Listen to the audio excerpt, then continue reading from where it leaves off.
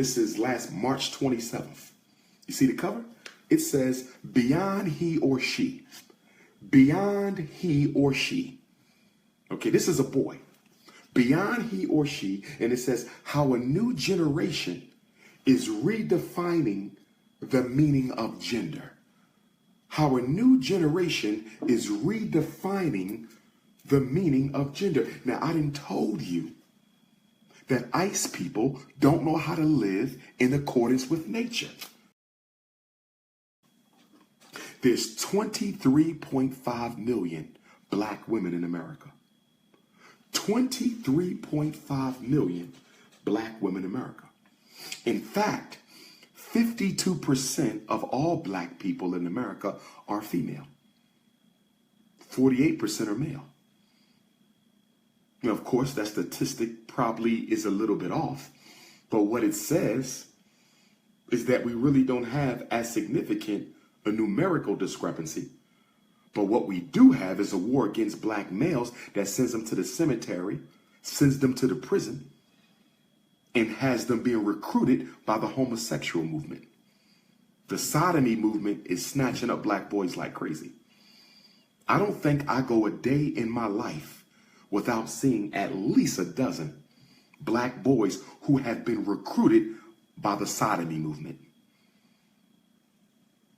So something has to be done about that, because our girls will not have men to marry them when they become of age if black men and black women don't stand up and speak out against the sodomy movement. The sodomy movement is a recruiting movement, and something has to be done about it. I picked up the Time magazine the other day. Did y'all see this? Okay, this, I'm always in the airport, so I need to read. This is last March 27th. You see the cover? It says, beyond he or she.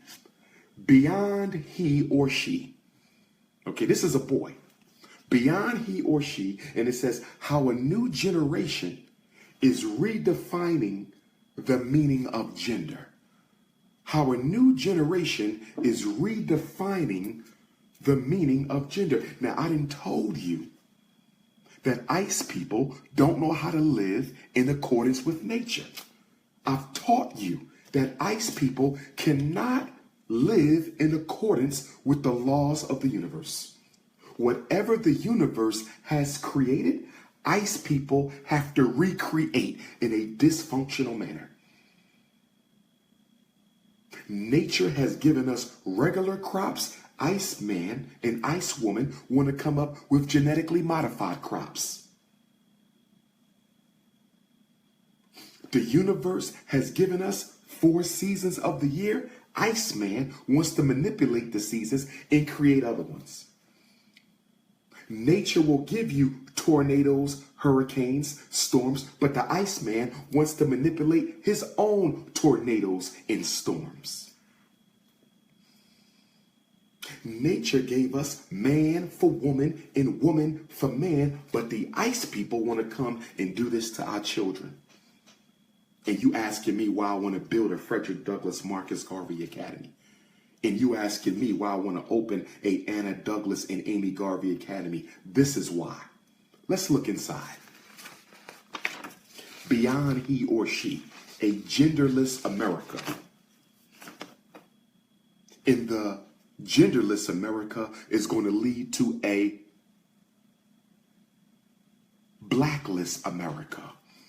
A genderless America will lead to a blackless America. Let's find this here. Let's find this here. Beyond he or she. Page 48.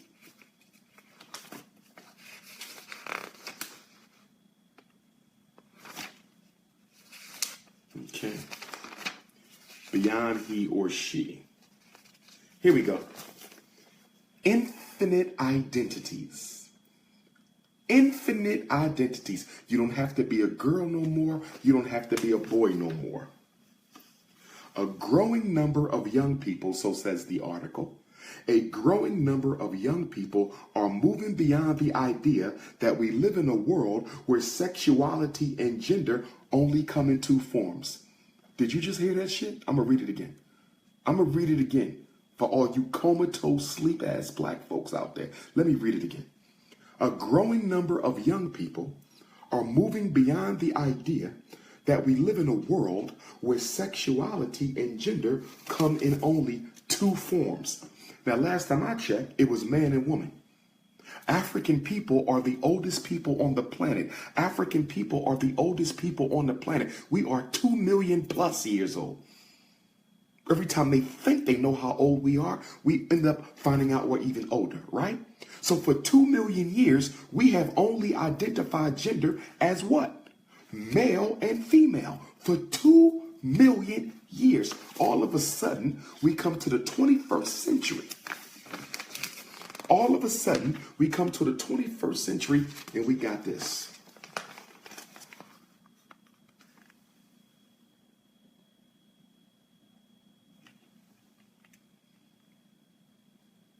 You see? Let's see. Many young people from an early age, personally known people who are out, GLAAD survey found that millennials, for example, are twice as likely as boomers to have someone in their circle who identifies as bisexual, asexual, queer, or questioning. Bisexual, asexual, queer, or questioning.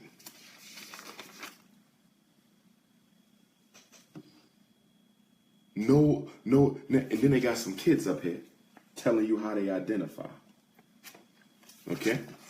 So Grace, who is 17 from Utah, she says she identifies as bisexual. She believes that one's gender or sexuality can change. Quote, there's no reason you have to say, oh, I'm gay, and there's no way I will be anything else for the rest of my life, says the high school senior, because there is the possibility that you might find out you like something else. So she said you can go from straight to bi to queer to you can move around and experience all of the different sexualities. And then we have Kyle from San Antonio.